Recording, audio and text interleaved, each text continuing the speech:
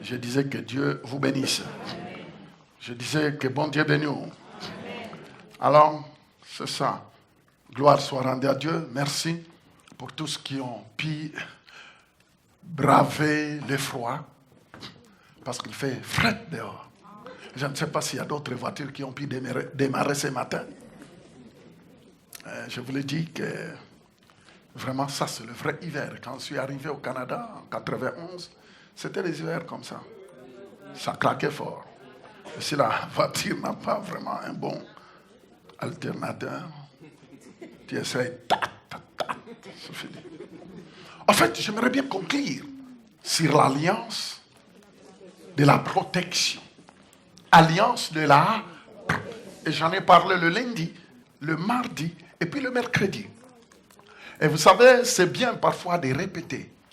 Parce que souvent, le fait d'aller vite, de changer de message en message, ça ne fait pas asseoir qui que ce soit.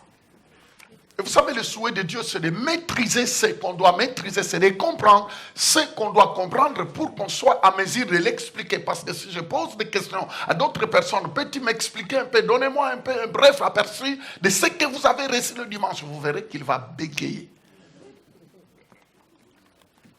Pourquoi? C'est parce que ce n'était pas son intérêt. Il venait seulement à l'église pour... Et puis ça s'arrête là. C'est pourquoi je vais demander, même vous qui travaillez, un certain moment, il faut rester calme, ni rien faire, suivez les messages.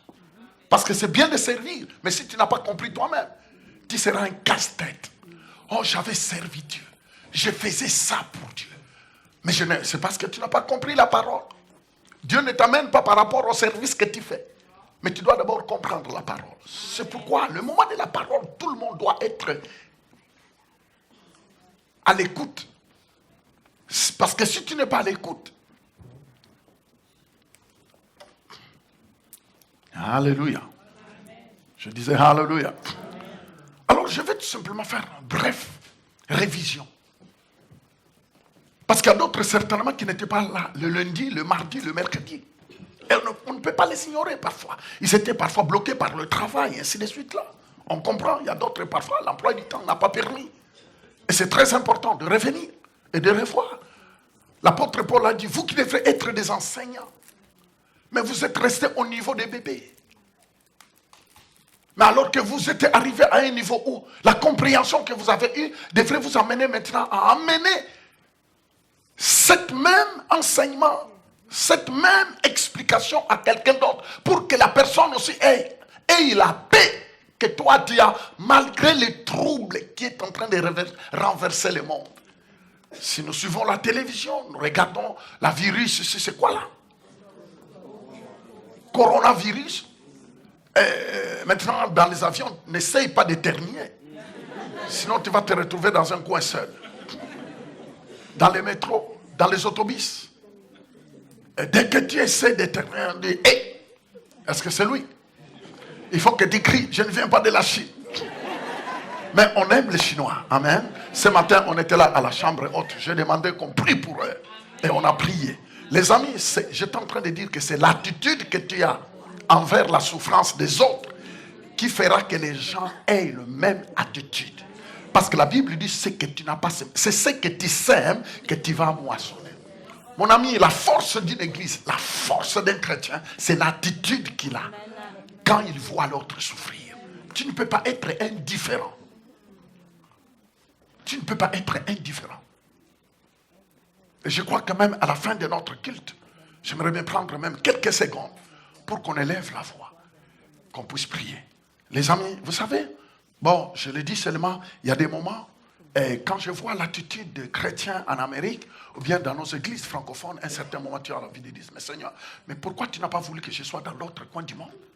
Parce que les gens seront plus sensibles. Mais Dieu te dit seulement, c'est parce que je t'ai donné un cœur de les supporter. Alors c'est pourquoi on peut accepter parfois d'être là où on ne veut pas. Et parce qu'il y a d'autres parfois qui pourront sauter de joie en écoutant ces messages. Béni soit le nom du Seigneur. Alors, le dimanche passé, on avait commencé à voir un monsieur. Dites un homme d'affaires. Un homme d'affaires dans le Moyen-Orient qui s'appelait monsieur Job. La Bible dit que cet homme-là était un homme que Dieu vantait. Nous avons lu dans le livre de Job au chapitre 3, verset 25. Et nous avons, est-ce que vous pouvez nous projeter, parce que je vais passer seulement rapidement, pour que chaque personne, nous voulons que toute l'église puisse aller au même niveau. Non, monte un peu plus haut.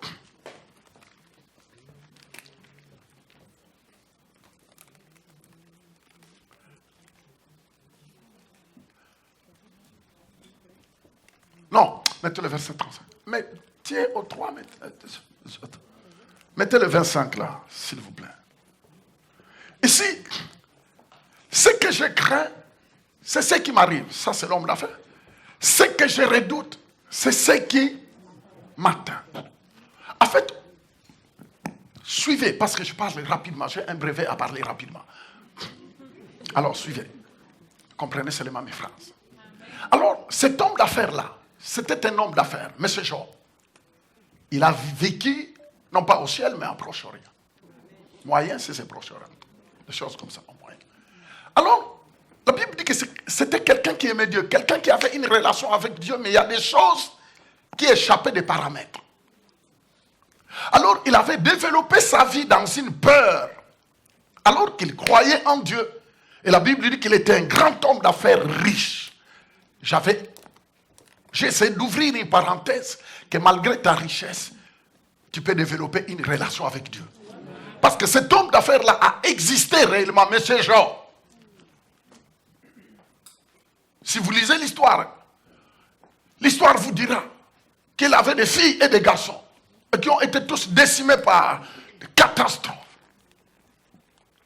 Il aimait Dieu.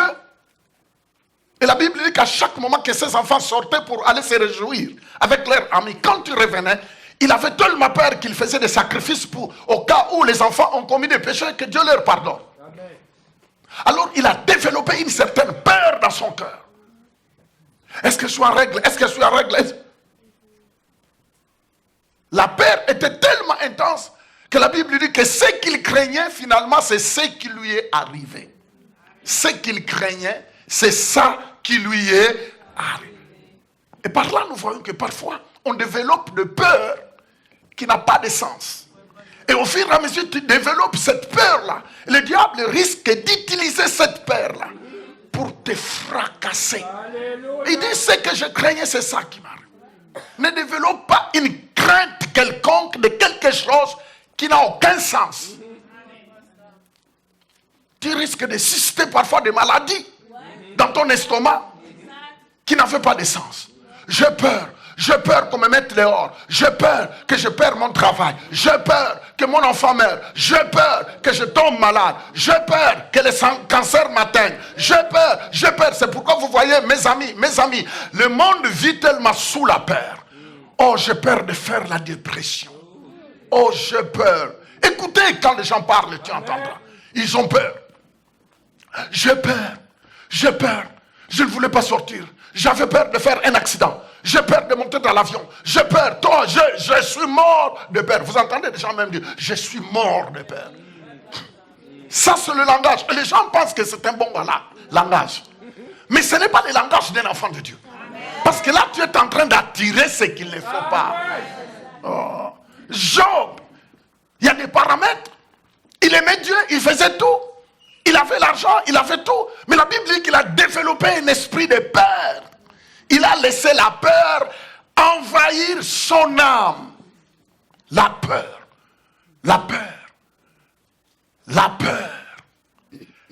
J'ai peur de faire faillite.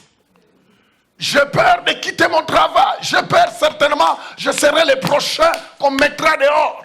J'ai peur. Mais je ne peux même pas donner ma dîme. J'ai peur de ne pas terminer le mois. Et si j'essaye encore de donner ça, vous voyez un peu. Vous voyez, ils ont toujours des excès. Alors que la Bible dit que le juste, celui qui croit en Jésus, doit développer la foi et non la peur. La foi, la confiance dans ce que Dieu dit. Mon ami, sinon on va ressembler à tout le monde. Mais nous, ce qui fait la différence, c'est que nous nous appuyons sur une parole incorruptible. Dieu, il est la parole. Et la Bible dit parce qu'il a développé la peur. Écoutez un peu. Lisez un peu le verset. Où Dieu... Dites Alléluia. C'est le 3-8.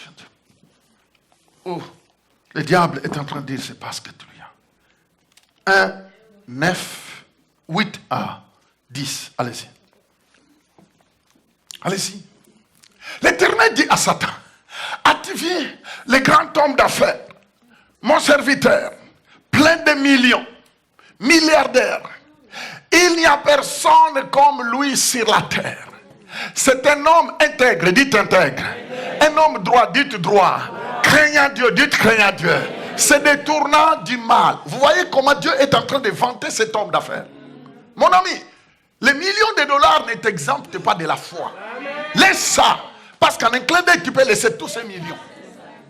En un clin d'œil, tu peux laisser tous tes diplômes, ton arrogance. En un clin d'œil. Dieu est en train de vanter cet homme. Il dit que c'est un homme intègre. L'intégrité, je l'ai toujours dit, l'intégrité, ce n'est pas ce que tu dis aux gens. L'intégrité, c'est ce que tu sais, que ce que tu dis est vrai ou faux. Et l'intégrité, c'est ce que Dieu sait de toi. Parce que tu peux mentir les gens, mais tu ne peux pas mentir Dieu. Alors l'intégrité, ça se définit de cette manière. C'est ce que tu sais de toi-même et de ce que Dieu sait de toi. J'aime parler de ça. Parce que ça nous met, nous tous, sur le miroir. L'intégrité nous met tous sur un miroir. Parce que tu peux présenter une apparence devant des gens. Mais est-ce que c'est ce que tu es? Point d'interrogation. Mais au fin fond de toi, toi-même, tu sais que ce n'est pas ce que tu es. Hein? Et s'il y a quelqu'un qui sait ce que tu es, c'est Dieu et toi-même. Mais béni soit le nom du Seigneur, parce que la Bible dit que Job était un homme intègre. Ce qu'il disait, c'est ça qu'il était. Et il ajoute encore, c'est un homme droit. Et c'est quelqu'un qui craignait Dieu. La Bible dit, la crainte de Dieu est le commencement de la sagesse. La crainte de Dieu. Aujourd'hui, les amis, ce qui est en train de détruire le monde, c'est qu'on peut fréquenter l'église, mais ne pas développer la crainte de Dieu. En fait, enlevons un peu la crainte, le respect. Parce que souvent, quand on dit crainte, on dit directement la peur de Dieu. Et ce que vous savez, beaucoup de personnes, on crie en Jésus tout simplement parce qu'ils ne veulent pas aller en enfer. Parlons alors du respect. Craignant Dieu. Ça veut dire quelqu'un qui respectait Dieu. Il ne respectait pas Dieu quand il était à l'église, mais il respectait Dieu quand il était hors de l'église. Le respect de Dieu n'a rien à voir avec quand nous levons nos mains. Parce que n'importe qui peut lever ses mains. Mais n'est pas respecter Dieu. Parce que le respect de Dieu dépend de comment ton caractère est. Et sur la vie du quotidien. Mon ami, le respect, ce n'est pas prêcher, ce n'est pas chanter. Le respect, ce n'est pas prophétiser. Parce que même la prophétie est un don. Il faut faire la différence entre les dons et les caractères. On peut avoir des dons mais sans caractère. Et quand on a des dons mais sans caractère, là, on peut faire beaucoup de dégâts. Parce qu'actuellement, les gens sont plus influencés par les dons. Mais alors que le caractère est très important. Parce que les dons peuvent t'amener haut. Mais le caractère, ça se travaille. Pour rester plus haut, il faut combiner entre les dons et les caractères. Parce que le caractère parle de la maturité. Ce qui veut dire que tu es quelqu'un que Dieu peut faire confiance. Et même les humains peuvent te faire confiance. Quelqu'un peut dire un bon amen. Je disais, quelqu'un peut dire un bon amen. Continue. Verset 9, qu'est-ce qu'il dit? Dieu vient de vanter ce grand homme de Dieu. Et écoutez maintenant, et Satan répondit à l'Éternel. Et c'est d'une manière désintéressée que Job craint Dieu. Vous savez, le diable est toujours là pour dire, ouais, mais Seigneur, est-ce que d'une manière désintéressée que cet homme d'affaires-là craint Dieu? Continue. Ne l'as-tu pas protégé? Vous voyez, Satan dit, mais Seigneur, il te craint parce que, tu les protèges. Lui, sa famille, sa maison, et tout ce qui est à lui. Tu as béni l'œuvre de ses mains. Et ce troupeau couvre les pays. Il ne dit pas que ce troupeau couvre Laval ou bien Montréal. Il dit les pays. Ça veut dire que son troupeau couvrait le Canada.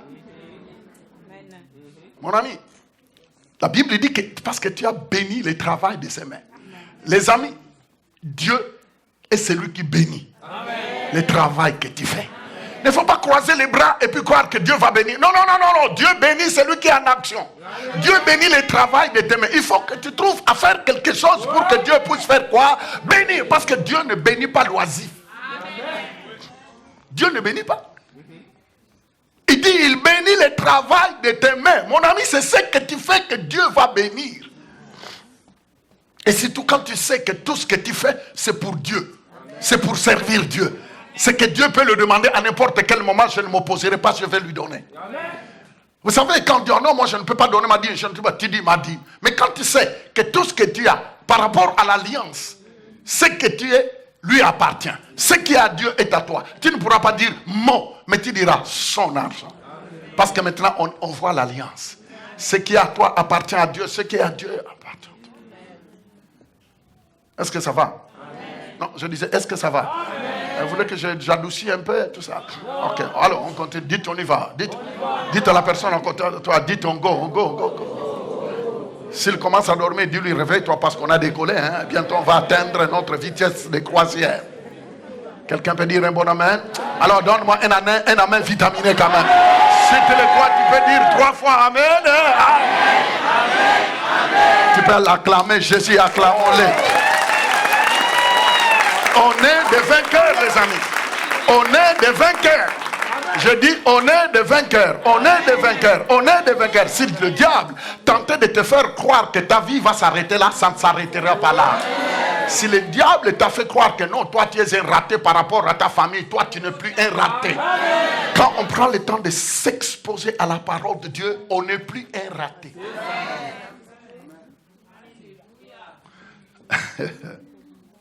Si vous continuez l'histoire, malgré que Satan accuse, dit tout, c'est parce que tu l'as béni, c'est parce que tu as fait ça, c'est parce que tu as fait ça. Si vous lisez très bien, Dieu lui dit, touchez tout ce que tu veux et tu verras qu'il m'aime. Touchez tout. Vous savez, c'est parce que Dieu savait que Job, on pouvait toucher tout. On pouvait toucher tout. Et vous voyez, Dieu a dit, touchez à sa richesse, touchez même à sa famille, touchez, tu verras son attitude. Mais Dieu dit, mais une seule chose, tu ne touches pas son esprit. Le diable a des limites. Il a des limites. Parce que s'il pouvait toucher l'esprit de Job, mais Dieu lui a dit, touche. Mon ami, Dieu a mis un enclos. Il a fallu que Dieu enlève l'enclos pour que le diable les touche. C'est ça, en tout cas. Ne l'a-t-il pas protégé, lui, sa maison et tout ce qui est à lui? Ça veut dire que la protection de Dieu couvre tout. Mais quitte à toi de croire, Job ignorait cet aspect-là. Job, il connaissait Dieu, mais il ignorait l'aspect de la protection de lui, sa maison, sa famille et ses biens. Et vous savez, on peut venir à l'église, mais ignorer tout ça. On peut venir à l'église, mais ignorer la main de Dieu sur toi. Tu te rends compte si Dieu devrait dépendre, si la protection de Dieu dépendait seulement de ce que toi tu pensais, on serait démoli. Mais la grâce de Dieu, dites la grâce de Dieu. Vous savez, il y a des moments, parfois, Dieu passe au-dessus de tout, il met seulement sa grâce. Parce que tu viens à l'église, mais parfois, au moment où on prêche là, tu n'es même pas là. Tu es en train de regarder tes testos. Les testos. Tu es là. Tu fais semblant d'ouvrir les yeux, mais tu ne suis même pas.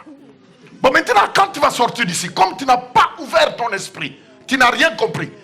Ça veut dire, comme tu n'as rien compris, Dieu n'a rien pour mettre les choses en action. Est-ce que ça va? S'il vous plaît, tu dois te réveiller. Réveille-toi, Lolo.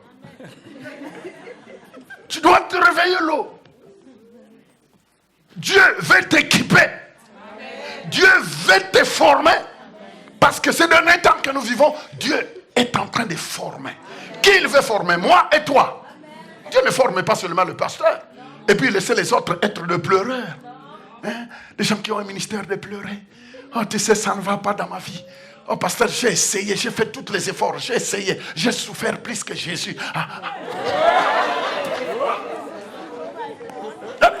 C'est parce que vous ne savez rien. Il y a des personnes qui pensent comme ça. Pasteur, si tu savais mes épreuves. Mais c'est parce que toi, tu ne sais pas les épreuves que quelqu'un d'autre vit. Parce que si quelqu'un à côté te montrait ses épreuves, tu vas t'oublier, tu vas prier pour lui. Alors arrête-moi ça.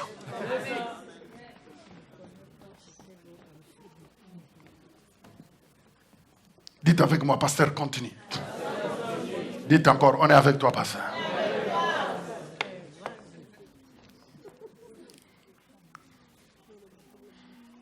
Et nous avons vu que l'ignorance de Job lui a ouvert des portes à toutes sortes de bêtises. C'était son ignorance. C'était son ignorance. Frère, s'il y a un ennemi que nous devons mettre hors de nous, c'est l'ignorance.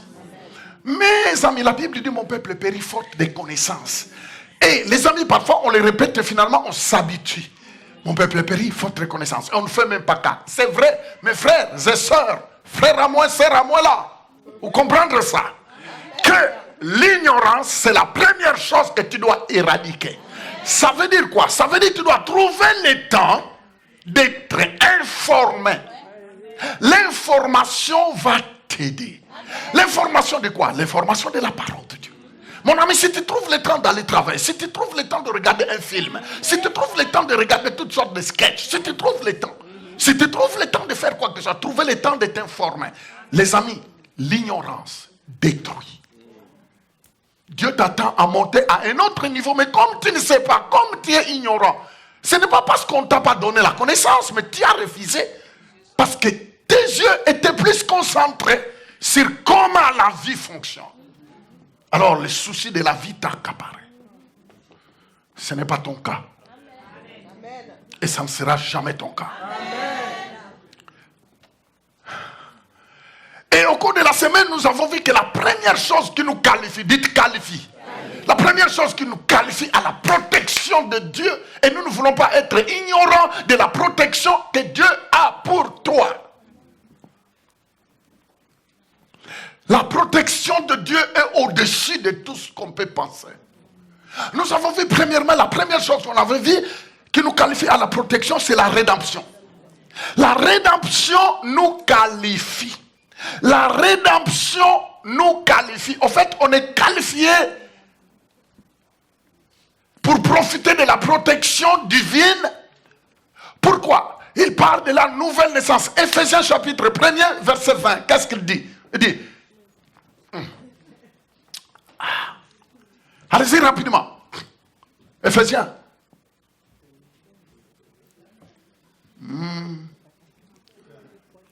Il dit, il a déployé, veut dire la puissance en Christ, en les ressuscitant des morts, en les faisant asseoir à sa droite dans le lieu céleste. Allez-y rapidement, 21. Qu'est-ce qu'il dit? 21. Au-dessus de toute domination, on parle de Jésus, de toute autorité, de toute puissance, de toute dignité et de tout nom qui se peut nommer non seulement dans le siècle présent, mais encore dans le siècle quoi? Et Dieu est en train d'expliquer que la puissance que Dieu a utilisée pour faire sortir Jésus du tombeau, cette puissance-là qu'il a utilisée, la Bible dit que Dieu l'a déposée en toi. Amen. Tu te rends compte, la Bible dit qu'il a utilisé la puissance du Saint-Esprit pour le ressusciter d'entre les morts et l'a emmené au ciel et l'a fait asseoir. Jésus est assis à la droite de Dieu. Et la Bible dit qu'il montre la position auquel Jésus il a mis au-dessus. Dites au-dessus. Quand on est au-dessus, ça veut dire on est au-dessus. Quand on est plus haut, ça veut dire qu'on peut écraser tout ce qui est en bas. Je n'entends pas. Les amis, quand on est au-dessus, on peut écraser ceux qui sont en bas. Hein? Et la Bible dit que Dieu a mis Jésus à la droite. Il a mis au-dessus de tous ses pouvoirs, toutes ses puissances. Et n'oubliez jamais que la Bible nous dit que alléluia. Colossiens chapitre 1er, verset 13. Ce n'est pas seulement ces pouvoirs-là sont sous les pieds de Christ. Lisons un peu Colossiens. C'est Jésus qui nous a délivrés de la puissance quoi, des ténèbres et nous a transportés dans le royaume de quoi? Du Fils de son amour. Ah, vous entendez? Qui nous a délivrés. Veut dire, la Bible dit que toi, en Jésus-Christ, tu as été délivré. Dites délivré. Alors n'écoutez pas toutes ces n'importe quoi enseignement qui dit non, tu es lié. La Bible dit qu'en Christ, tu as été délivré. Ça veut dire que le diable n'a plus de pouvoir sur toi. L'idée qui nous a délivrés de la puissance des ténèbres et qui nous a transportés dans le royaume du Fils de son amour. Il dit, il nous a transportés, il nous a emmenés dans un autre royaume. On était dans un autre royaume, on était dans le royaume de Satan avant de connaître Jésus. Mais maintenant, en Jésus-Christ, Dieu nous a transportés dans son royaume. C'est pourquoi la Bible dit, vous êtes dans ce monde, mais vous n'êtes pas de ce monde. Mon ami, ça c'est une révélation. On est dans ce monde. On peut manger les frites. On peut manger les frites belges, on peut manger les frites, je ne sais pas quoi là, les hamburgers, de tout les céréales. Mais il dit, vous mangez, vous pouvez vous habiller de la même manière, mais vous n'êtes pas de ce monde. Comment toi tu te vois? Eh mon ami, parce qu'on peut réciter ce verset ici. Ça peut ne pas avoir de l'impact parce que toi tu ne comprends pas, parce que toi tu te vois selon les comptes qu'il y a à la banque, hein? Toi tu te vois quand vous vous croisez dans les supermarchés, mais on est pareil. Non, vous n'êtes pas pareil. Lève la main droite, dites je ne suis pas pareil. Mon ami, vous n'êtes pas pareil. Ce n'est pas parce que vous portez les mêmes habits, ce n'est pas parce que vous portez le même, ce n'est pas parce que vous mangez le même repas au restaurant que vous êtes pareil. Vous n'êtes pas pareil. Toi, tu es un esprit. Mais un esprit, une nouvelle créature. Toi, tu as la nature de Dieu en toi. La divinité habite en toi. Jésus-Christ a dit, celui qui croira en moi, moi et mon Père et le Saint-Esprit nous viendront demeurer en lui. C'est pourquoi tu n'es pas pareil. Vous pouvez porter les mêmes habits, rouler dans la même voiture, ainsi de suite. Mais, dans ton esprit, quand le diable te voit, il dit, lui, j'ai des limites. Qui est là? Nous sommes en train de voir ce qui nous qualifie, c'est la protection de Dieu et ce qui nous aide à ne plus avoir peur. La rédemption. La rédemption. La rédemption.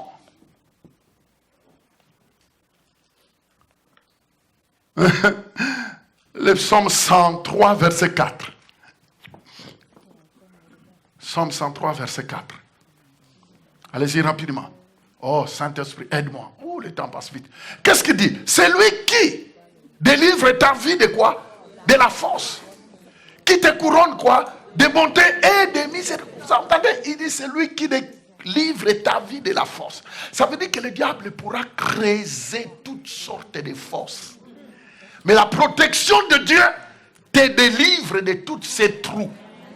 Écoutez, ça peut être le trou de force de virus, force de cancer, force de tout. La Bible dit que la protection de Dieu te délivre. Mon ami, si Dieu ne prenait pas soin de ses enfants, avec la rage que Satan a, la colère qu'il a, c'est parce que lui, il a vécu au ciel. Il sait que c'est là où toi tu veux partir. Mais s'il peut t'embarquer, t'emmener avec lui en affaire. Il rôde, c'est pourquoi la Bible dit que Satan rôde comme un lion. Vous savez, parfois l'intelligence, les diplômes, les gens peuvent dire, oh non, c'est des hérésies. Ne vous en faites pas, parce que tôt ou tard, un jour à l'autre, ça finira par venir. C'est pourquoi tous ces films de science-fiction là, ils sont en train de... Ils pensent qu'ils peuvent endormir les gens. Ne vous en faites pas. Amen. Le vouloir ou pas, Jésus va revenir. Que les gens le veulent ou pas, il va revenir. On n'a pas besoin que tout le monde soit en accord. La Bible dit c'est celui qui croira. C'est celui qui sera sauvé. Mon ami, s'il vous plaît, vous êtes des intellectuels, vous étudiez dans le même université. Ne vous laissez pas embarquer dans n'importe quoi. Ce que vous croyez. Vous croyez dans ce que vous croyez. Hey, moi quand je lis des témoignages de présidents du pays, de grands présidents du pays, avant de mourir, il est en train de poser la question. Qui peut m'expliquer l'au-delà? Je dis, monsieur un tel, l'au-delà, voyez-vous, malgré tout, malgré son pouvoir, mais il était en face de la finalité de la vie. Il voulait savoir l'au-delà. Mon ami, le vouloir ou pas, l'au-delà va te rattraper. Si tu ne te prépares, pourquoi la Bible dit l'homme se prépare à la rencontre de Dieu? Mon ami, le vouloir ou pas, j'ai toujours répété, tu me diras, mais pasteur, tu répètes le même témoignage. Mais oui, moi je l'ai vécu. Un grand PDG de General Motors à l'hôpital Bichat en 87. Entouré de 7 femmes. Premier bureau, deuxième bureau, troisième bureau, 4, 5, 6, 7. Et il était en train d'affronter la mort. Et vous savez, on m'a invité pour aller lui parler. Quand je lui ai parlé, il m'a regardé après avoir accepté Jésus. Il a dit, Monsieur Fofi, si je pouvais encore vivre, je pouvais te supporter. Pour que ce que tu m'as dit, tu puisses le dire partout. Amen. Vous savez, quand il a accepté Jésus, il a rendu son âme. Il a dit, maintenant je vois, ma porte est ouverte. C'est tout ce qu'il m'a dit. Et puis il a fermé calmement les yeux. Et il est parti. Parce qu'avant, la porte n'était pas ouverte. Et j'ai regardé les 7 femmes qui étaient à côté. J'ai dit, ouh, mon ami, vous avez entendu ce qu'il a dit? Amen. Son chemin est ouvert. Et maintenant, vous, cherchez que votre chemin soit ouvert.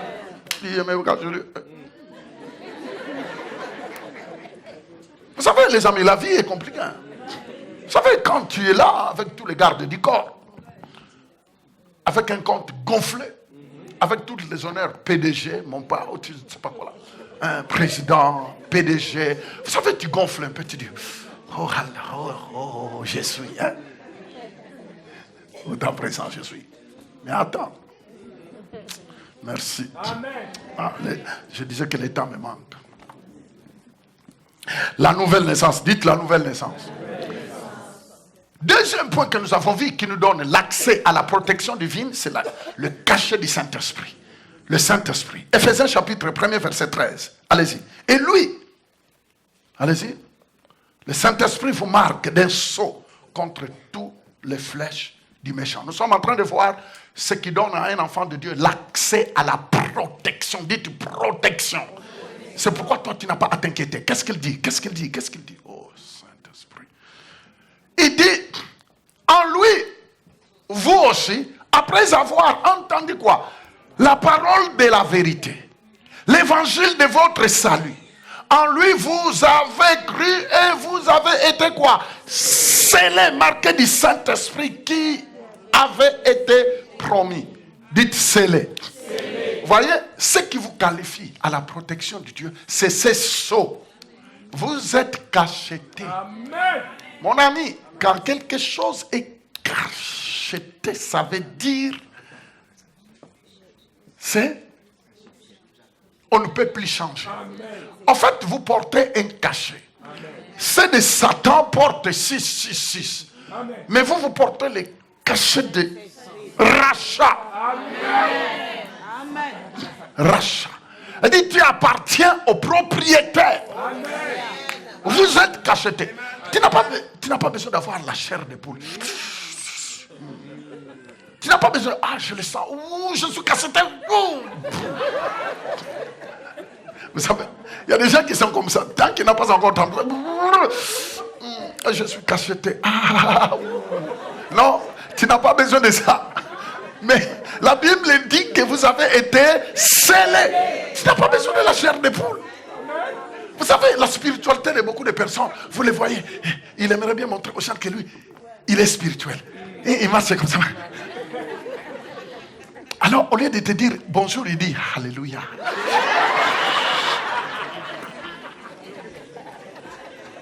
Alors, vous voyez, vous savez, les églises couvrent toutes sortes de mythes. Hein. Je vous dis que je connais tellement de choses que je peux vous faire rire. J'en ai vu tellement partout. Vous savez, il y a d'autres qui sont tellement spirituels que même leur démarche change. Et ils te regardent, ils bougent seulement ses tailles, un peu il ouvre, l'autre côté, s'il est fermé calmement. Et tu dis Alléluia. Leurs Alléluia sont en Alléluia. Mais il aimerait bien te prouver que lui, il est réellement spirituel. Et souvent, c'est eux qui causent des troubles, même dans les églises. Ils sont tellement spirituels. Pose-lui la question, depuis que tu es spirituel, combien de âmes as-tu amené à Jésus? Rien.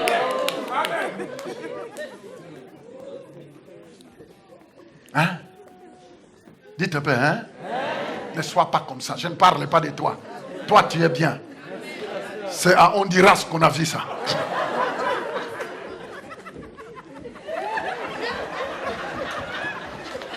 Ah! J'ai dit, monsieur le pasteur, il a dit non, c'est notre prophétesse. Et elle transpirait tellement. Je dis, s'il vous plaît, pouvez-vous me la garder quelque part là?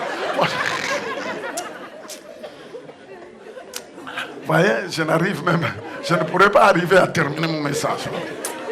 En tout cas, bon, passons. Le Saint-Esprit nous a refait, il nous a cachetés. Quelqu'un peut dire un bon amen? Et après le Saint-Esprit, nous avons vu que la présence de...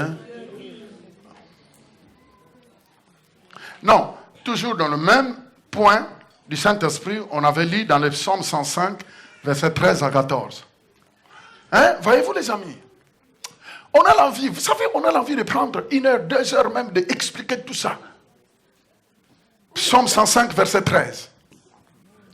Il dit ça. Ils allaient d'une nation à l'autre et d'un royaume vers un autre peuple. Continuez. Mais il n'est permis à personne de les opprimer et il châtia de roi à cause de... Vous entendez? Il parle d'Israël. Dites, je suis l'Israël en esprit. La Bible dit qu'il... Et répétez le verset. Il dit, et ils allaient d'une nation à l'autre. Et d'un royaume vers un autre peuple. Regardez-moi. Il est en train de parler de l'Israël. Et l'Israël en esprit, c'est toi.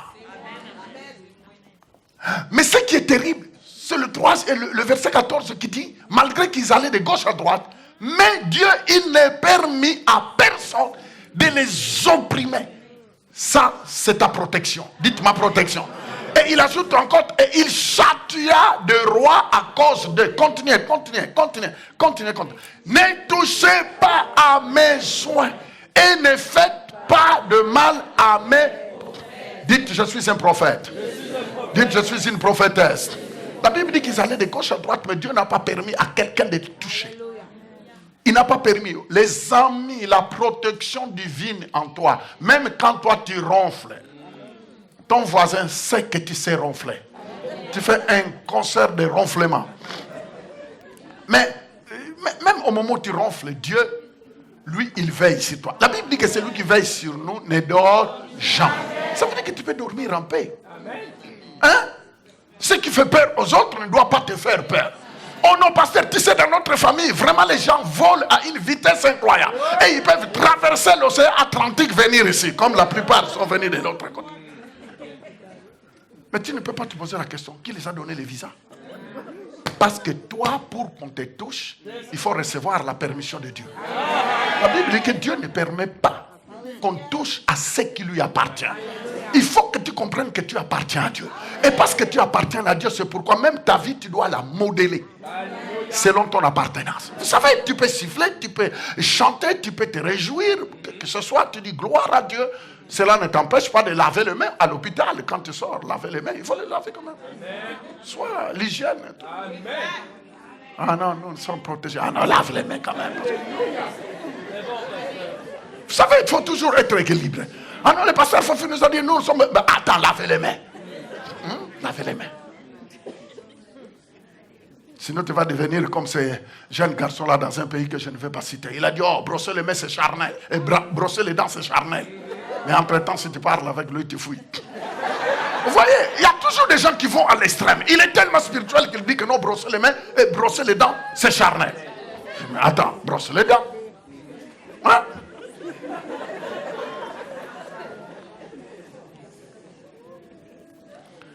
Troisième point qui nous qualifie à la protection divine, c'est quoi? C'est la présence divine. Dans le psaume 23, verset 4, la Bible dit, quand je marche dans la vallée de l'ombre de la mort, je ne crains aucun mal, car tu es avec moi. Ta houlette et ton bâton fait quoi? Dites un peu.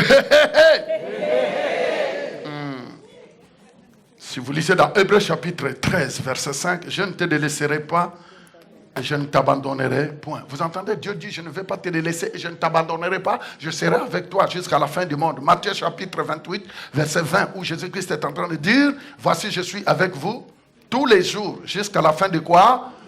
Dites tous les jours. Répétez encore, tous les jours. Jusqu'à la fin du monde. Ah, le Seigneur dit, je serai avec toi. Voici, je suis avec vous jusqu'à la fin du monde. Mes frères et sœurs, Je vous le dis que si vous comprenez, que Dieu vous ouvre les yeux pour que vous voyez le nombre de personnes qui vivent sous la protection à cause de ta présence quelque part. Quand tu es quelque part, parfois tout le bateau est préservé. Quand tu es dans le wagon de métro, tout le wagon est préservé à cause seulement de toi.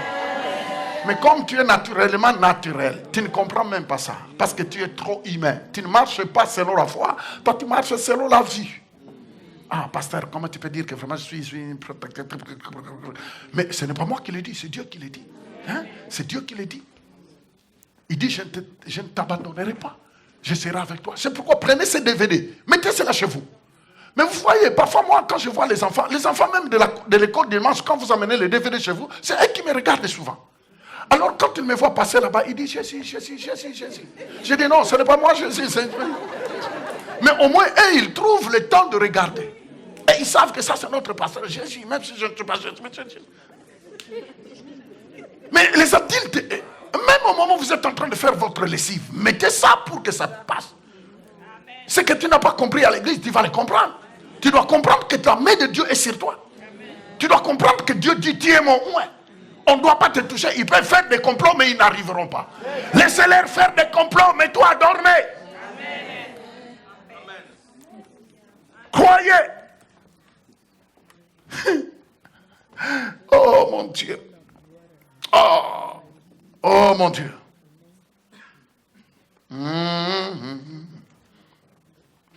Allons rapidement. Quatrième point. Le quatrième point qui nous donne l'accès à la protection, c'était quoi? La couverture de quoi? Des anges. Les anges, la couverture des anges. La couverture angélique. La couverture angélique. Psaume 34, verset 7.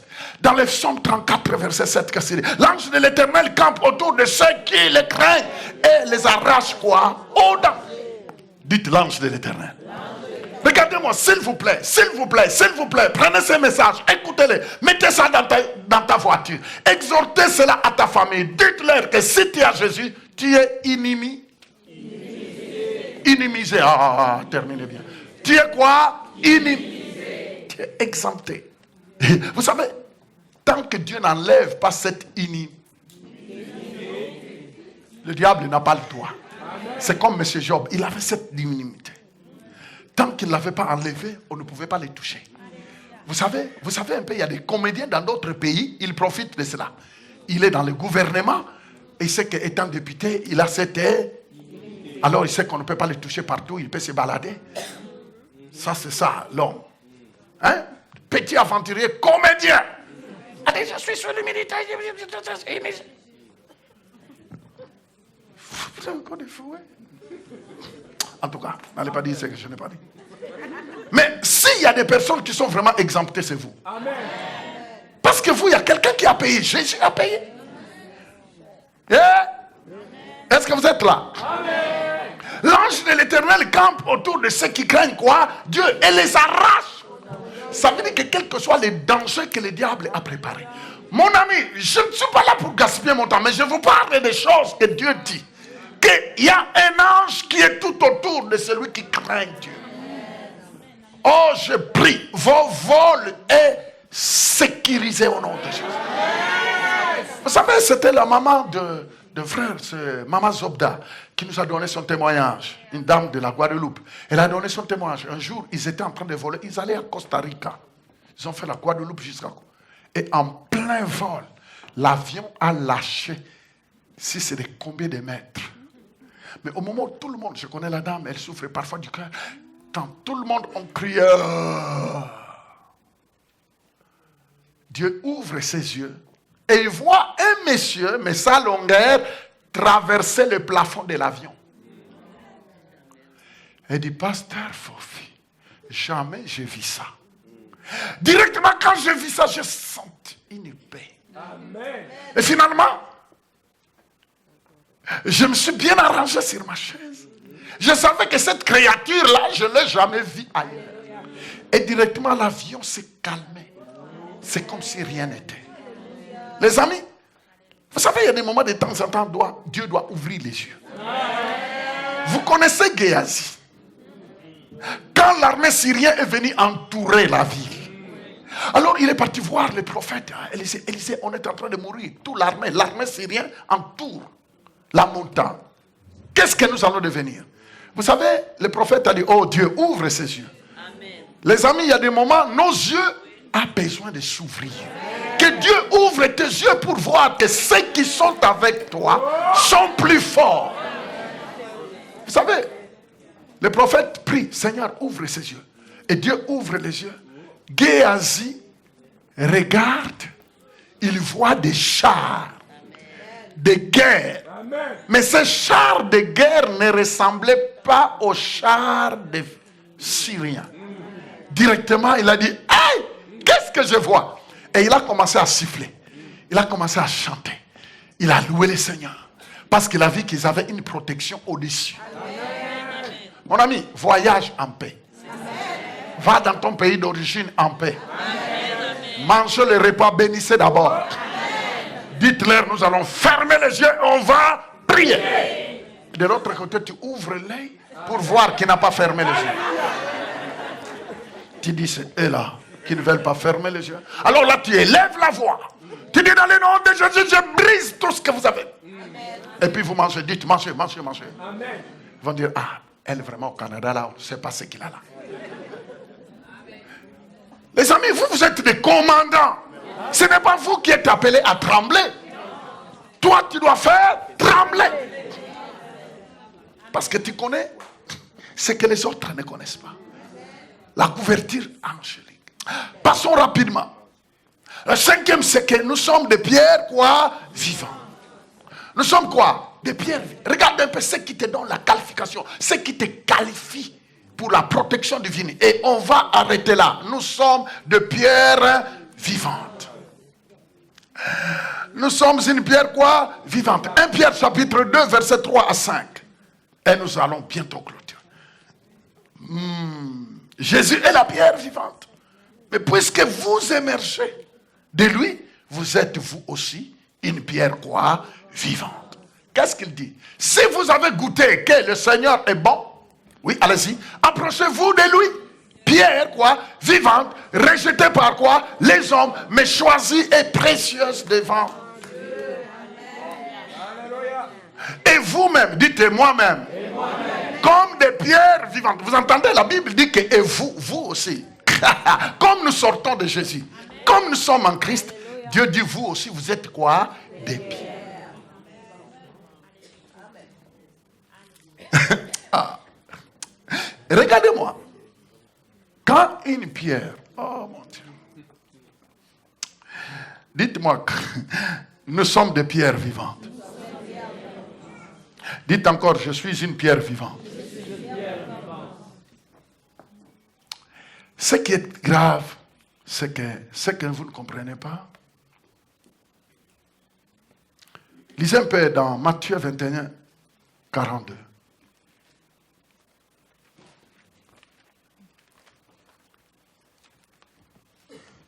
Qu'est-ce qu'il dit? Et vous, Jésus leur dit, n'avez-vous jamais lu dans les Écritures, la pierre qu'on rejetait, ceux qui bâtissaient, est devenue quoi? La principale de l'âme. C'est du Seigneur que cela est venu. Et c'est un prodige à nos yeux. Continue. 44. Celui qui tombera sur cette pierre s'y brisera. Écoute-moi bien.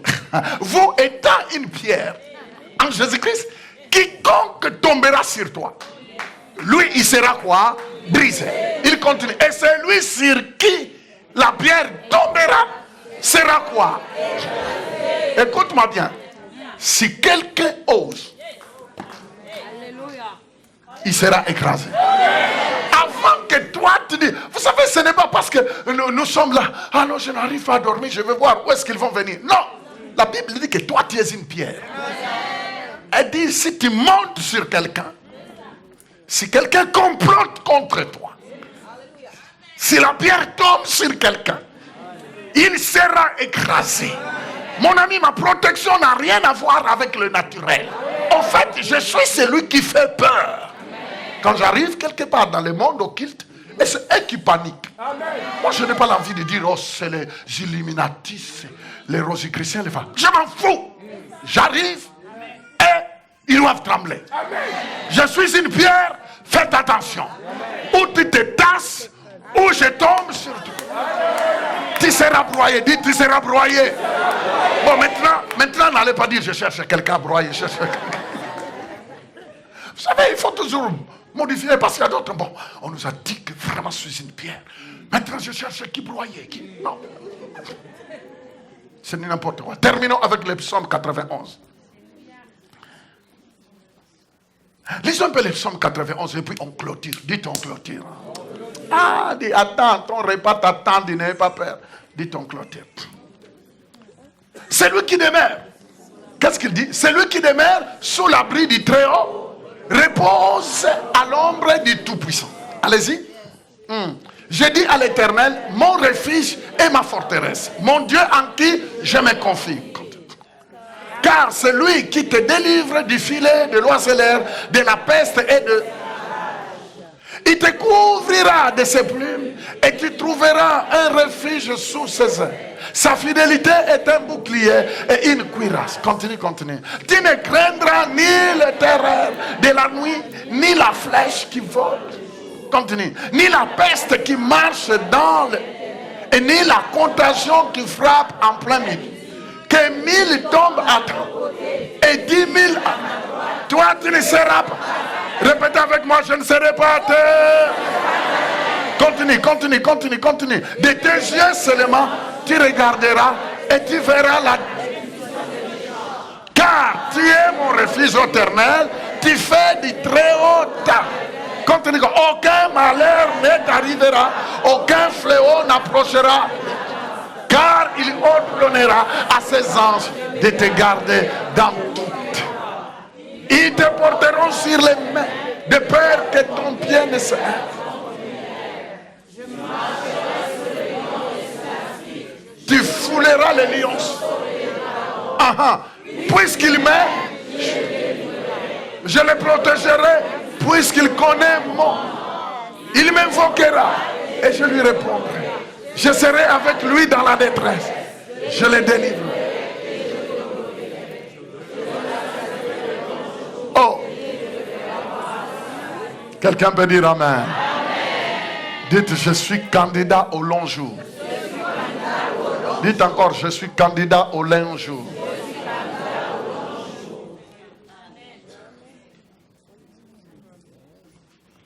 Le psaume 91, c'est vraiment la clé qui nous explique la protection divine. Quelqu'un peut dire amen? Je disais, quelqu'un peut dire amen. En fait, cette psaume, la première chose dit, demeurer en lui. Celui qui demeure sous l'abri du Très-Haut repose à l'ombre. Demeurer en lui veut dire tout simplement être sauvé. Comme vous l'avez déjà sûrement découvert, la nouvelle naissance est une exigence non négociable pour accéder à la moindre protection divine, à la grâce de Dieu. Il faut être sauvé. Être sauvé. Être sauvé. Et pour être sauvé, premièrement, il faut dire à Jésus, Jésus, viens dans ma vie et sauve-moi. Demeurez en lui. La deuxième chose, c'est que confiez-vous en lui. Je dis à l'Éternel, mon refuge et ma forteresse, mon Dieu en qui je me confie. Mettez votre confiance en Dieu et dans les provisions qu'il a faites pour vous. Vous savez, la confiance en Dieu, c'est un choix. Se confier en Dieu, c'est un choix. Tu dois choisir. Mon ami, ce n'est pas tous qui viennent à l'église qui ont choisi de se confier à Dieu. Vous savez, les gens trouvent le temps d'avoir des confidences de gauche à droite. C'est pourquoi ils peuvent rester au téléphone pendant 24 heures. Ils peuvent rester au téléphone 45 minutes sans se fatiguer. Et même dans ces causeries, ils peuvent mentir. Mais si tu lui dis, est-ce que tu peux vraiment méditer ce que la Bible dit? Oh non, je n'ai pas le temps. Oh pasteur, moi si je ose lire seulement, je commence à dormir. Mais pour parler au téléphone, il ne dort jamais. Tu ne peux pas comprendre, tu ne peux pas vraiment développer la confiance en Dieu sans...